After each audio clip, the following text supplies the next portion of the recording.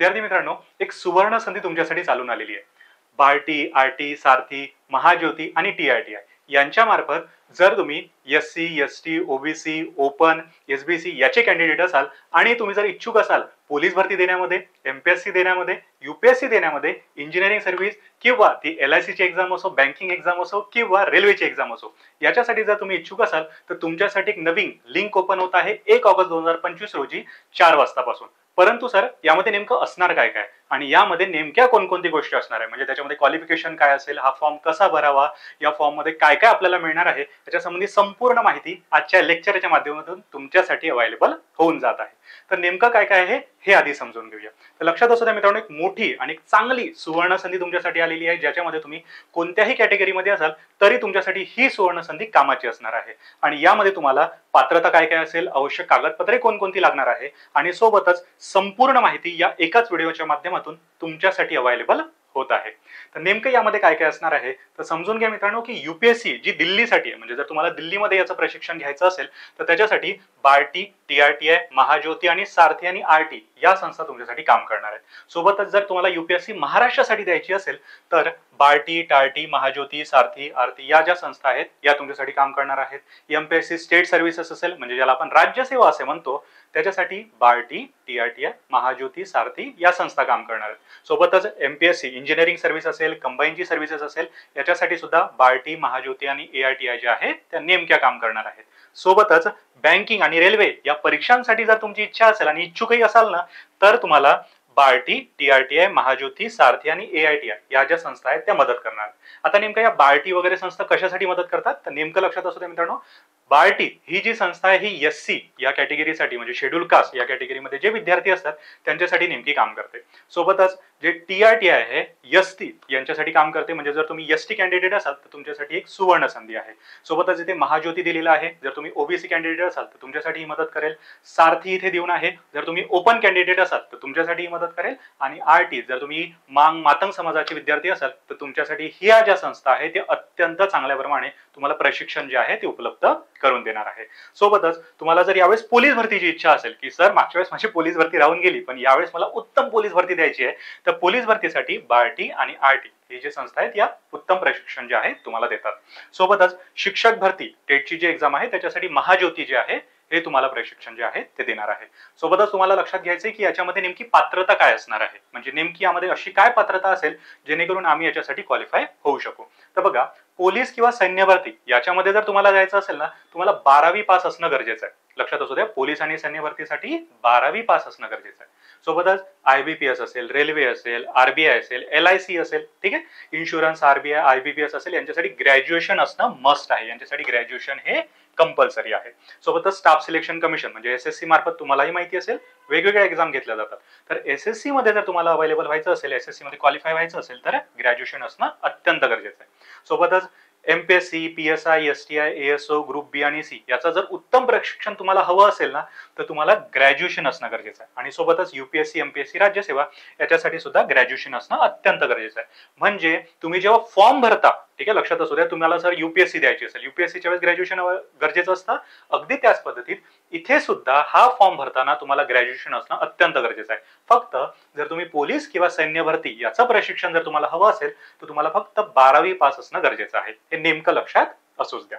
सोबतच तुम्हाला माहिती लक्षात असू द्या की जर तुम्ही न्यायिक विधी जे MPSC मार्फत घेतलं जातं, ज्याला JMFC आपण म्हणतो, त्यासाठी LLB म्हणजे लॉ ची पदवी असणं अत्यंत गरजेचं आहे. ठीक आहे, हे नेमकं लक्षात असू द्या की यासाठी लॉ ची पदवी असणं तुमच्याजवळ अत्यंत गरजेचं आहे. सोबतच इंजिनिअरिंग सेवा जर तुम्हाला MPSC मार्फत इंजिनिअरिंग सेवांमध्ये जायचं असेल तर तुमच्याजवळ BE म्हणजे इंजिनिअरिंगची पदवी असणं गरजेचं आहे. आणि सोबतच TET शिक्षक पात्रता म्हणजे तुम्हाला शिक्षक भरती जर द्यायची असेल तुम्हाला BEd असणं हे अत्यंत गरजेचं आहे. आणि हे नेमक्या गोष्टी तुमच्यासाठी पात्रतेमध्ये, शैक्षणिक पात्रतेमध्ये अत्यंत महत्वाच्या आहेत. त्यामुळे या गोष्टी लक्षातच असू द्या. परंतु सर या पात्रतेनुसार आम्हाला कोणकोणत्या गोष्टी मिळतील हेही जाणून घेणं गरजेचं आहे. तर नेमकं लक्षात असू द्या मित्रांनो की बघा, आधी आपण कागदपत्रे जे आहे ते समजून घेऊया की नेमकी कोणकोणते कागदपत्रे लागतील. तर बघा, आवश्यक कागदपत्रे आहे 10वी गुणपत्रिका किंवा प्रमाणपत्र, म्हणजे तुमच्याकडे गुणपत्र असेल तरीही चालतं किंवा प्रमाणपत्र असेल तरीही चालतं. तर 10वी गुणपत्रिका किंवा प्रमाणपत्र, 12वी गुणपत्रिका किंवा प्रमाणपत्र, सोबतच पदवीधर गुणपत्रिका जे ग्रॅज्युएशनचं सर्टिफिकेट असेल ते.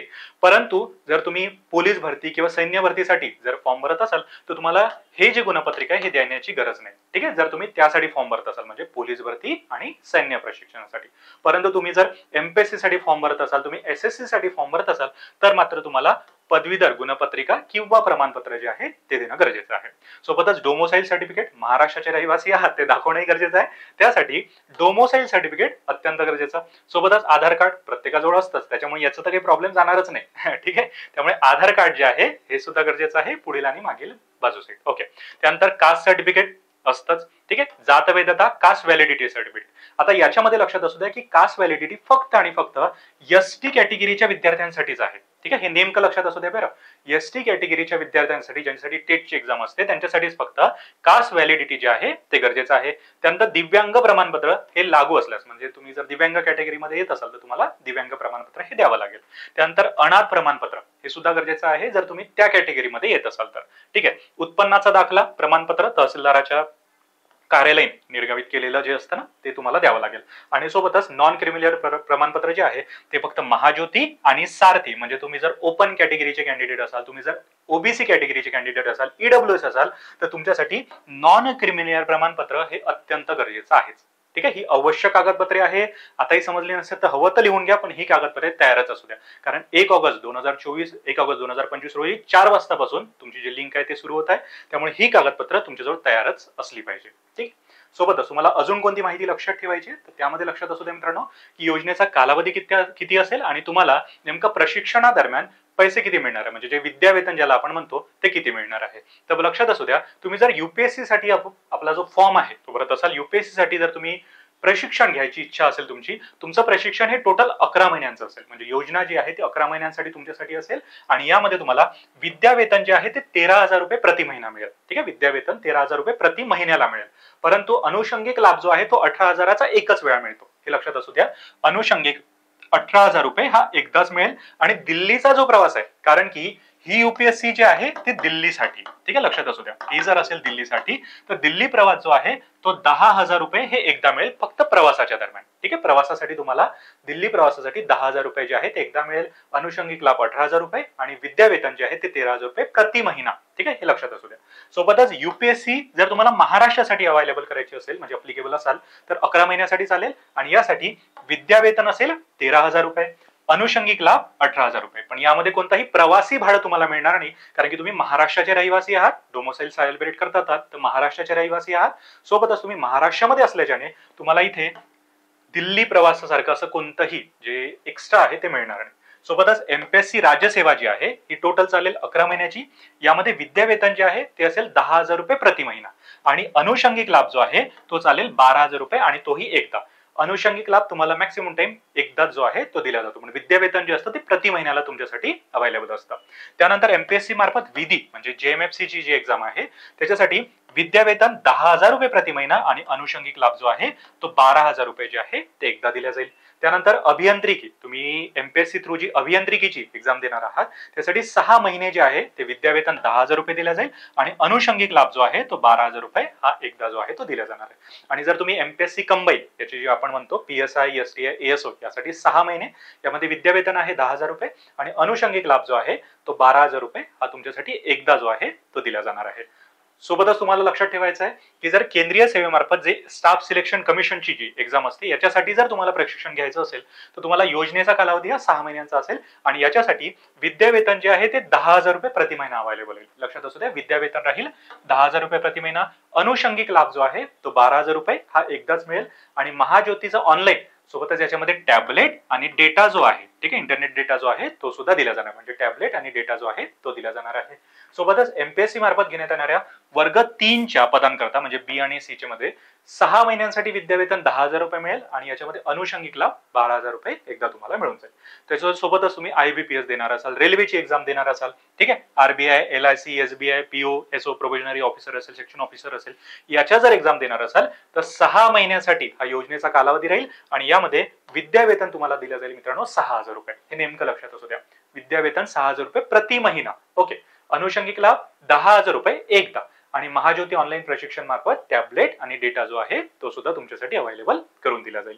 पोलीस आणि सैन्य भरती यांचं जर प्रशिक्षण तुम्हाला घ्यायचं असेल तर हे प्रशिक्षण टोटल झालं 6 महिन्यांचं, नेमकं लक्षात असू द्या. आणि विद्यावेतन जे आहे ते 10,000 रुपये, अनुषंगिक लाभ जो आहे तो 12,000 रुपये हा एकदा जो आहे तुम्हाला दिला जाईल.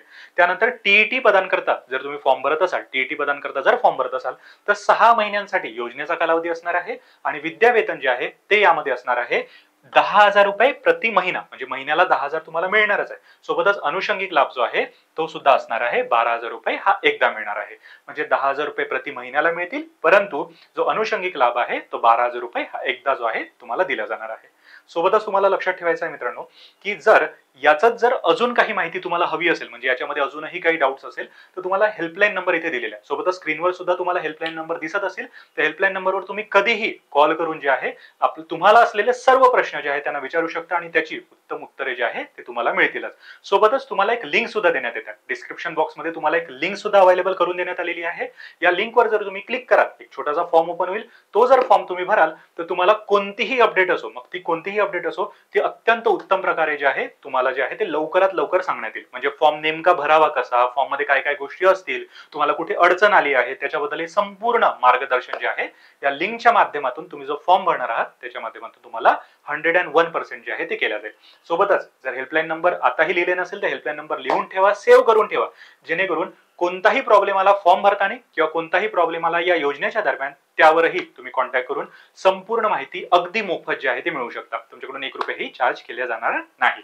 सोबतच लक्षात असू द्या मित्रांनो की स्पेक्ट्रम अकॅडमी हे अनेक वर्षांपासून कार्यरत आहे याच अशा योजनांना राबवण्यासाठी. तर त्याच्यासाठी लक्षात असू द्या की यांच्या ब्रांचेस ज्या आहेत त्या विविध ठिकाणी अवेलेबल आहे. त्यामुळे या ब्रांचेस जर तुमच्या जवळ असतील तर त्यावरही व्हिजिट करून जे आहे त्या ब्रांचेसमध्ये व्हिजिट करून तुम्ही संपूर्ण माहिती या योजनांबद्दल जे आहे प्रत्यक्ष ठिकाणी जाऊनही घेऊ शकता. म्हणजे तुमचं जेवढे पण डाऊट्स असतील ते इझिली जे आहे ते सॉल्व्ह होऊनच जातील. सोबतच तुम्हाला अजूनही काही प्रश्न असतील तर कमेंट बॉक्समध्ये ते प्रश्न नक्की मांडा. सोबतच अजूनही काही माहिती हवी असल्यास कमेंट बॉक्समध्ये नक्की ती माहिती लिहून द्या, जेणेकरून तुमच्या त्या प्रत्येक प्रश्नांची उत्तरे जे आहेत ते देण्यात येईल. आणि जर हे लेक्चर थोडंफार आवडलं असेल, जर हा व्हिडिओ आवडला असेल तर लाईक शेअर नक्की कराल, तुमच्या मित्रांना सुद्धा रेकमेंड करा, कधी कधी स्टेटसही ठेवत चला. आणि लक्षात असं मित्रांनो की सबस्क्राईब करायला विसरू नका, कारण की फॉर्म भरावा कसा, फॉर्म मध्ये नेमक्या कोणकोणत्या गोष्टी असतील, तुम्हाला कुठे अडचण येणार आहे त्याचे संपूर्ण व्हिडिओ येत्या काही कालावधीमध्ये तुमच्या समोर अवेलेबल होणारच आहे. म्हणजे अभ्यास कसा करावा, सिलेबस काय असेल, परीक्षा कशी होते याच्या संबंधी संपूर्ण माहिती येणाऱ्या कालावधीमध्ये तुमच्या समोर अवेलेबल होईलच. पण ती तुमच्यापर्यंत पोहोचावी यासाठी तुम्हाला चॅनलला सबस्क्राईब करून ठेवणं गरजेचं आहे. कारण की चॅनलला सबस्क्राईब कराल तर तुमच्या डोळ्यासमोरून ती माहिती गेली की लगेच तुम्हाला जे आहे ते क्लिक होऊन जाईल आणि तुमच्यासाठी ती माहिती सुद्धा उपयोगी पडूनच जाईल. तर या विचाराचे आजचं लेक्चर मित्रांनो आपण इथे थांबवूया आणि भेटूया पुढच्या लेक्चरमध्ये. तोपर्यंत काळजी घ्या, अभ्यास करत राहा आणि कसलेही डाऊट्स असल्यास कमेंट बॉक्समध्ये नक्की मांडा. सोबतच चॅनलला सुद्धा सबस्क्राईब नक्की करून ठेवा.